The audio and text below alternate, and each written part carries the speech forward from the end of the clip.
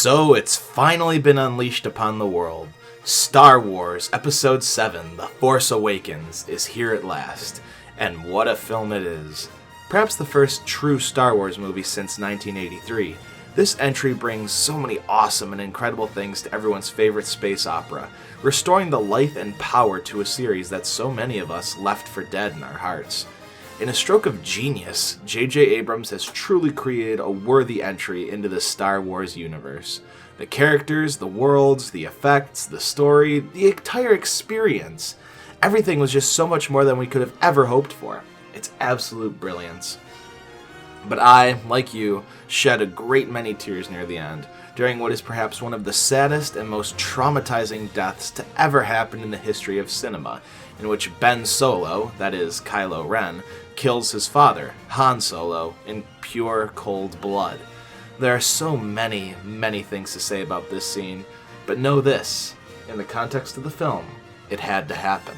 Just a quick mention here, I do have the entire film on hand. I received it from an anonymous source, and I really wish I could show it in this video to supplement what I'm discussing, but for obvious reasons, I'm unable to, as the film is still in cinemas, and I don't want to cause trouble. So the trailer footage will have to do for now. Thanks, YouTube. So I'm going to assume you've seen the film already, so we don't need to waste too much time explaining why our heroes are on board Starkiller Base, and why they've come into contact with Kylo Ren. Though they're there to lower the shields and set the explosives to aid the resistance in their destruction of Starkiller Base, Han does have a bit more to his task. After being reunited with Leia after so many years of being apart, she requests that, if possible, he should try to find their fallen son, Ben Solo, now Kylo Ren, and bring him back to the light side. In a rather tense moment, Ben is seen searching the main shaft of the reactor inside of Starkiller Base, with Han hiding mere feet away from him. As an audience, we're begging him to stay hidden, to not confront his son, for we fear it can only end in sadness. But indeed, we are hoping against hope, as Han calls out to Ben and confronts him on the narrow catwalk, and attempts to convince him to come back to the light side, to give up his evil warpath, and to stop trying to be his grandfather, to redeem himself. Ben actually appears to consider this. He removes his mask and looks to be on the verge of tears, afraid that he could never go back, but seems he truly desires to. He says he wants help, that he's being torn apart between light and dark. He looks prepared to give Han his lightsaber and to renounce his evil ways. It truly looks as if he's overcome his evil for the moment. The patchwork of emotions on his face seem to imply that he's seen the light, maybe a way out. Even if it's painful, maybe, just maybe, there's hope. But as an audience, we can only feel the worst. We've got a bad feeling about this. Something terrible's gonna happen. And happen it does, when Ben ignites his blade, impales his father on it, and throws him into the abyss, in cold blood, and then simply says, "Thank you, Father." Buckets upon buckets of tears were shed in this moment, believe me. I just couldn't do it. Han was a childhood hero to me, and to watch him be murdered so brutally by his own son, it was too much.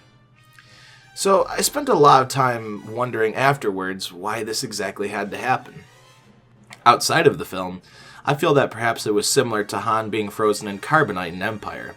Harrison Ford didn't know if he'd want to come back for the final film, and so something had to be done in order to ensure that his character was present in the next movie, and was in a state where he could remain like that, or die, or come back. It was Lucas's method of putting Han's character on hold, whilst Ford made up his mind. Hell, Harrison Ford and Lawrence Kasdan wanted Han to die at the end of Jedi, in which Han would have made the ultimate sacrifice. I feel this may not be unlike that. Abrams wanted Ford to be in the new films. Ford probably didn't want to do that at first, but when he realized Han Solo would be utterly necessary for the story, his pride probably won out, because I doubt he'd want anyone else playing Han Solo in the story's continuation. But if that was indeed the case, then perhaps he told Abrams he'd do it, but only this once, and he wanted out after. So something had to be done to remove Solo once and for all, like him and Kasdan had wanted to do for decades now. It's possible, but who knows. That's all mere speculation, but within the film itself, there's far more reason as to why this terrible event had to happen. Kylo Ren is an unstable maniac, prone to fits of rage and anger. He fears that he will never be as powerful as Darth Vader, his grandfather, and thus attempts to compensate for his lack of cool, calculated strategy with overwhelming brutality. But he's a mess inside. He's constantly at odds with himself, and still even feels the light side within, calling out, trying to take him back, and he fears it. Supreme Leader Snoke can sense this, and even mentions it at a point, that Ren is too tempted and torn, and not ready to face what is ahead, that the call to the light side could overtake him if he's not careful. The old man he slaughters at the beginning of the film on Jakku knows this too, and reminds Ren of his family, of who he was, which sparks a pure rage inside of him, and thus the man meets his demise. Ren is trying to sever all ties to his former self, to his failed light Jedi past, and is trying to be the new Darth Vader, but he's held back by his internal chaos and instability. He can't pick a side, even though he's with the First Order. The call to the light is still there. The moment in which Ben truly, fully becomes Kylo Ren is when he murders his father. His ties to his family were the only things holding him back from progressing further as a Dark Jedi, from becoming more powerful and advanced in his training. Kylo Ren could simply not progress as a villain if he did not kill Han Solo. At the end of the film, Snoke tells him to meet him in person to begin the next level of his training. Han Solo was Ben's final test, his final decision. If he hadn't killed Han, Snoke never would have allowed him to progress. He'd sense the fear and confusion in him, and would never let the boy continue on. Ren had to make a choice, and he asks Han to help him make his choice.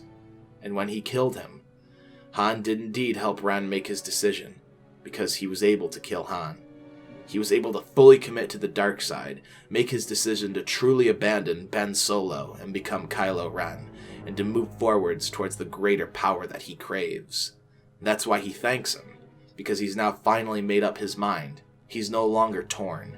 He's killed his father, and he's fallen fully into darkness. If this hadn't happened, Ren would have been stuck in a rut for the rest of the films, stuck in the same spot in rank and power and emotional turbulence. He needed to make this choice in his character progression so that he could grow as the story went on. The allure of power, control, and to be the next Vader was all he needed to push him into doing that terrible act. Plus, he's living out the same actions his grandfather did. Just as Vader eventually killed Obi-Wan, the man who was his father figure and brother, so too did Ren kill his father, believing this to be another step towards being the great Dark Lord that Vader was. We're not going into this new trilogy with a ready-made, set-to-go villain like Vader was. Just as this film is about the Force awakening within Rey, so too is it awakening within Kylo Ren, but in a much darker and more terrifying way. We're witnessing the process unfold right before our very eyes. If this hadn't happened, there'd be no character evolution, nothing to push Kylo Ren forward, nor to add extra fuel to Finn and Rey's motivations. The Force Awakens has begun the creation of both a hero and a despicable villain. Was it terrible and heartbreaking to see? Absolutely. I don't think I could stand to witness it again for a long, long time.